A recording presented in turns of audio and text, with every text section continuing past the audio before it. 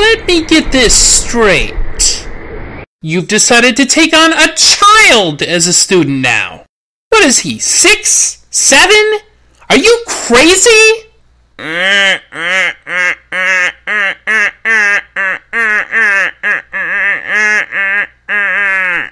don't care if he's graduated Harvard Law. He's a kid.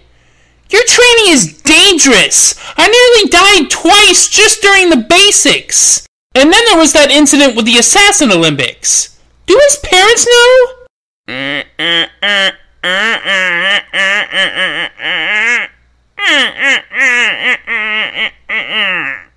Consent, Pen. Consent. Do you have it?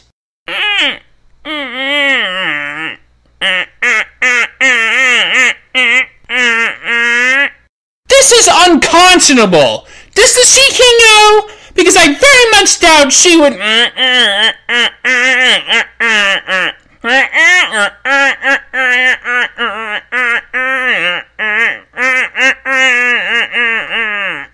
This is...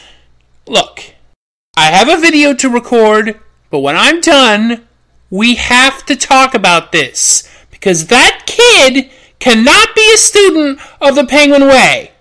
I like your videos. What? I said, I like your videos. Your videos of Macross Plus, Tenchi, Harlock Saga, and Castle Cagliostro were great. Oh, well, thanks. I especially like it when you torture that one guy. Wait, what? The guy who wore that eye patch for a while. Wait, aren't you Bennett the Sage? You know what? Enjoy your training, kid. Let me know when you're strong enough for me to punch you in the face. That I said I watched his videos should have been the tip-off.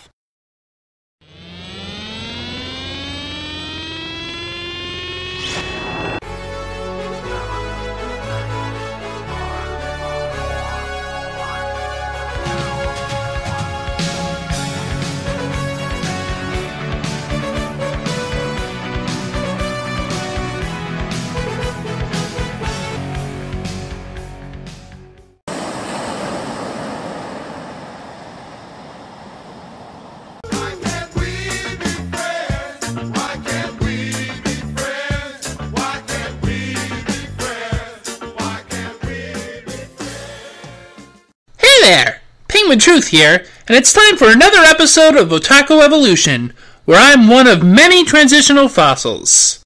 You know, despite being a fan of anime for decades now, there are still titles some consider evergreens, or at least were considered solid a while back, that have somehow slipped through my attention. One reason could be that I'm a fool for franchises and love to devour more of the same once I find a taste I like. It can be hard for me to branch out. Just look at the list of titles I've covered here, and a pattern begins to emerge. Another reason is, frankly, I don't have time for everything. What with my busy schedule of sleeping and wishing I was sleeping and all. I try to branch out, but there's so much coming down the pike, the sheer number can be overwhelming. Did you know that I still, in 2017, have not watched Utena? I've only ever seen the first few episodes of Madoka. I have never seen Nadesco or Gunbuster. Can you believe that? It boggles the mind. How have I never sat down and watched all of Utena? I've seen Arcade Gamer Fubuki for crying out loud. One of the titles I've been aware of since near the beginning of my anime fandom that I somehow just never got to was Key the Metal Idol. The 15-episode OVA has an unusual feature of the first 13 episodes being your regular 25 to 30 minutes long, but the final 2 are 90 minutes. The OVA was a part of the Viz catalog of titles in the late 90s and early aughts, but while I heard and read the title over and over again, I just somehow avoided actually seeing it until now. Since it's part of the zeitgeist of my formative years in the fandom, I figured it would be a good idea to give it a go. Sometimes Otaku Evolution is about anime I've already seen, but I also try to get to titles that came out around the same time as those. Worth noting is that there are shades of works I'm familiar with in this OVA. Specifically, Macross Plus, Evangelion, and Perfect Blue. Ki the Metal Idol is the story of a girl named Tokiko Mima, or Ki, who's introduced as being a robot creation of her grandfather, Dr. Mima. The two live in Mamio Valley, a small rural village steeped in the past. At the outset of the series, Dr. Mima mysteriously dies and leaves Ki a message that if she somehow obtains 30,000 friends, she can become human. Her interest piqued, Ki makes her way to Tokyo in an effort to become friends with as many as she can to fulfill the goal. She comes to live with an old friend, Sakura, who left the village years earlier, meets a pop idol fan named Shuichi, is snookered into a cult by Prince Snake Eye, and is kept watch by her grandfather's assistant, Tomoyo. In Tokyo, she encounters the idol phenomenon, becoming obsessed with a singer named Miho, who she wishes to replicate to gain her friend quota. But unknown to her and most of Japan, Miho, as people know her, is a construct, controlled by machines. The testbed for advanced weaponry a man named Ajo looks to perfect. And boy, is Ajo the worst boss ever. Try to relax, my dear. Enjoy this little vacation while you can. You want back on stage, you say? Of course, you have no choice. The recording session for your new song is coming up, and not to mention that your last concert tour for the year will be starting soon. So you're ready to sing again. The show must go on. It turns out, to Shuichi's shock, that Ki possesses some extraordinary abilities, despite being emotionally muted. But unfortunately for her desired rise to the top, one of those talents is neither singing nor dancing. But what she lacks in raw talent, she makes up for in creepiness.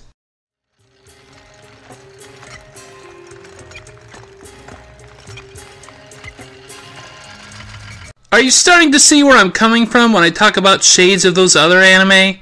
Although in Macross Plus, we hear Myung and Sharon sing pretty soon in, Ki doesn't really sing a single note until the finale. What do we get instead of music? Lots of drama! Much of the drama revolves around the disposition of our hero in contrast to her goal. She's like a prototype of Rei Ayanami with her detached, almost lifeless demeanor. But she's not just some wilting flower. On occasion, she will assert her desires, and she's not always a pushover others can control. She is, however, very inexperienced with the outside world, and often gives the impression of not understanding any given situation, but is actually pretty insightful. She just doesn't have a surplus of charisma, so the more aggressive and determined Sakura tends to make more of an impression. Sakura is a real piece of work, though. I mean, for a lot of this, I kind of hated her. She's very passive-aggressive, often insensitive to Ki in nuanced ways, jealous, and easily fed up. She is trying to help Ki reach her goal by playing manager for her career, but she's very mercurial and is prone to flying into a kind of subtle antipathy towards her roommate.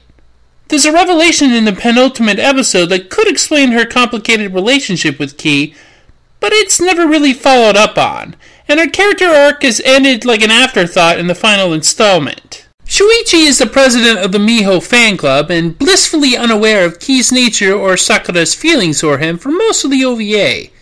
He becomes engrossed in the mysteries behind Ki's existence and investigates, making him one of the principal agents that moves the plot forward. For a while, he seems to be the de facto main protagonist because Ki is resistant to big movements and Sakura frequently wallows. In the last two installments, he teams up with Tomoyo. Tomoyo is Ki's watchful protector, usually interfering without her knowledge. He can come off as a bit of a stalker, but he feels an obligation to assist Ki and prevent her from falling into the hands of Ajo and his research team. If there's an action scene to be had, Tomoyo's usually in it, because he has some skill in combat and creative weapons. But he can talk as much as he fights, playing exposition fairy frequently, especially in episode 14, as he spins the backstory of Dr. Mima. Another character worth mentioning is Hikaru Tsurugi, talent coordinator and young prodigy. He's a ruthless taskmaster to his charges, often verbally and even physically abusive. When he first sees Ki, he has her instantly pegged as good raw material to mold in his image. His obsession is showing up Miho, who abandoned his guidance for Ajo's company. It's difficult to consider him a protagonist because, well, he's an enormous asshole. But I'm always entertained by the guy. Maybe because he's played in the dub by Brian Drummond at his most Vegeta-y-est, next to DBZ.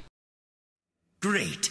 I always imagined what tragedy would be like. It's something I've never experienced. Here. Hit me right here. Send your divine punishment, meteor, ball of fire, lightning bolt, or whatever you've got. What are you waiting for? Can't you do it? Then get out of my sight, you little freak! Hurry up, before I poke your other eye out of that ugly little head. That's not the only Dragon Ball Z connection either, since this was dubbed by Ocean. Shuichi is originally voiced in the dub by Ian Corlett, the first English dub voice of Goku in DBZ.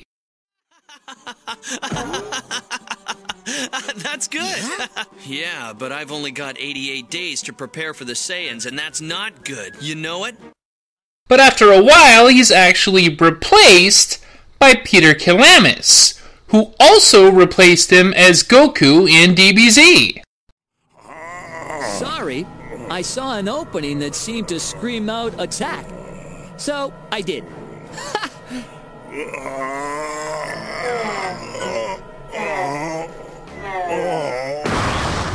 That must be the Raccoon Boom. I've been to Mamio Valley. I think I figured everything out. And what did you figure out? I learned about Ki's mother and discovered the connection between Dr. Mima and Ajo. I learned about Ki and her power. That's wild, isn't it? I love voice actor coincidences. Getting back to the characters, there's the pretty dark tragedy behind Miho, who unlike Myung is not such a willing participant in controlling the Miho facade that appears on stage. She likely was at first, but the physical and mental exertion of controlling the robot stage Miho has degenerated her health, which is not at all helped by the presence of Ki. The poor thing is basically a broken husk that Ajo is looking to replace with another girl to do the same with, just to test his robots before selling them as weapons. He's kind of like Quincy from Bubblegum Crisis in his creepy fetish with robotics and puppets. Or maybe he's more like the guy from Eighth Man After. Who knows? Point is, Ajo is a creep and Miho suffers endlessly. Even Miho's replacement suffers. Pedophile jerk! You little whore! Beniko is the idol singer. You're nothing. I only need you for your brain, not your arms, not your legs, not your breasts, your hair, or your face. Don't make that mistake again. Understand.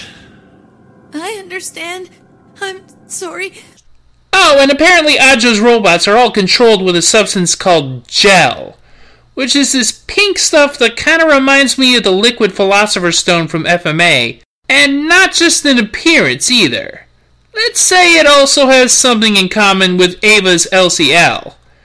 It's basically fuel for the robots and helps the connection between the controller and the machine, but as for its ingredients, let's just say that the streets have fewer homeless people because of Ajo, and not because he started a safe haven.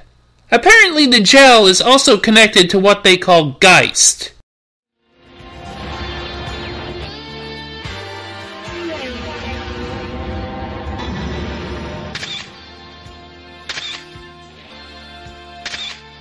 No, not that Geist. I mean, it's... well, you know what? You should probably just see the show and discover it on your own. It's a tad confusing even for somebody who's seen it. The final 2 episodes get into it further. Prepare for exposition. Ki seems to have a surplus of this Geist, because she can do all kinds of extraordinary things like healing the sick, though at some physical cost to her, and, Sonic Scream?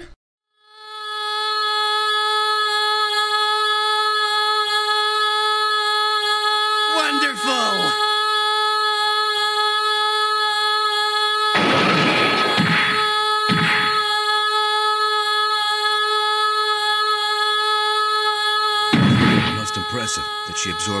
the negative energies of fear and anger from the crowd, but their curiosity as well.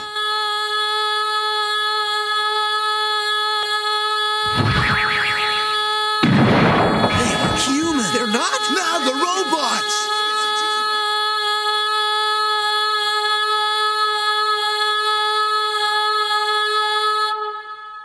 That isn't even the first time she spoiled a concert, either. The first time around, she does a little tuxedo mask action with her powers.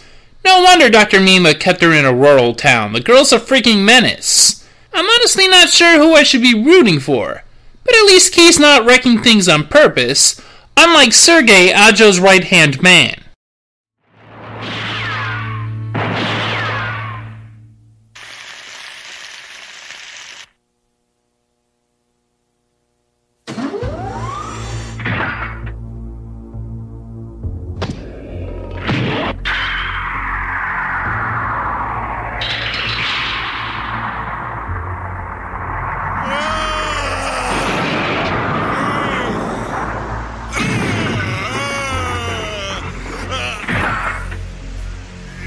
Oh, Sergei. Sergei. You look like you walked out of a Masami Obari anime, only your proportions aren't quite as absurd. Seriously, folks, if there was ever a character design that screamed, "This is the bad guy's muscle," it's this guy. He seems to be extraordinarily strong and resilient because he injects the gel into his body, and even though Ajo treats him like garbage, he's insanely loyal to him for some reason. I think there might be some kind of father-son dynamic thing going on there, but it could just be that he remains with Ajo to get another chance to fight Tomoyo. I failed utterly. Outwardly it appeared an easy task, but I couldn't control the actions of that demented old bastard. You satisfied? I intend to find some gratification.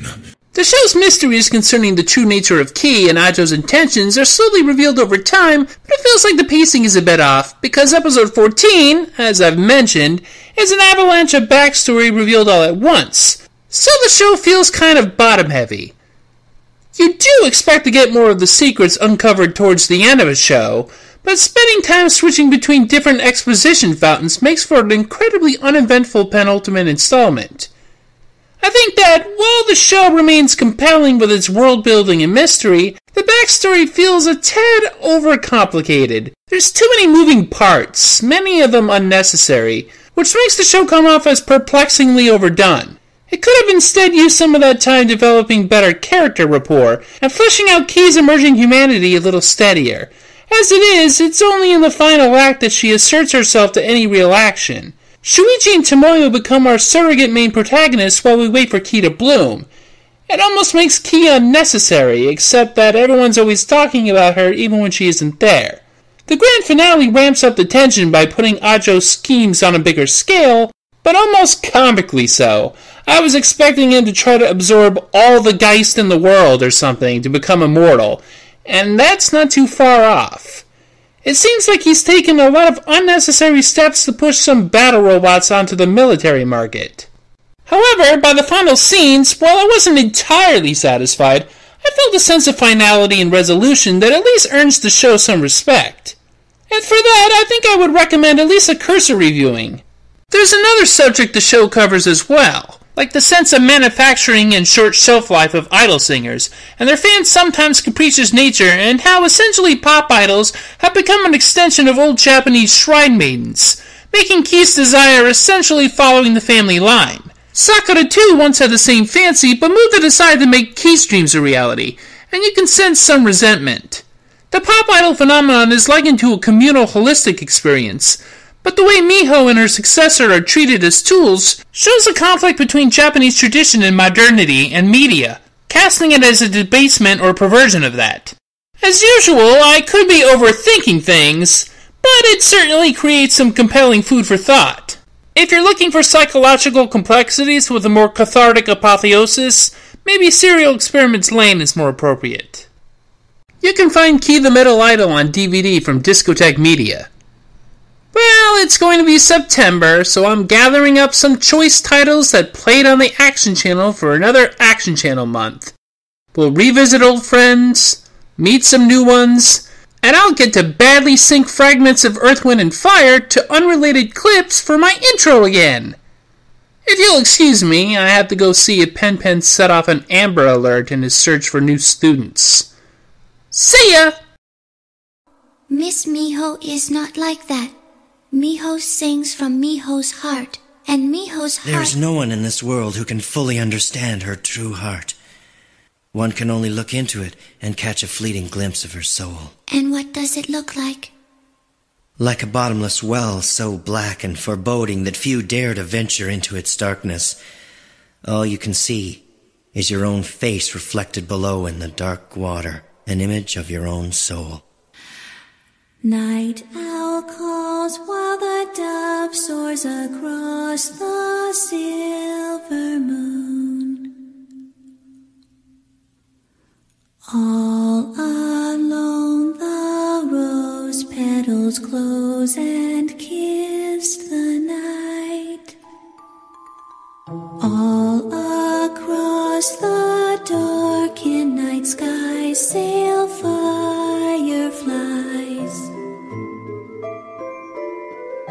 gently lighting shadows that hide 1,000 eyes.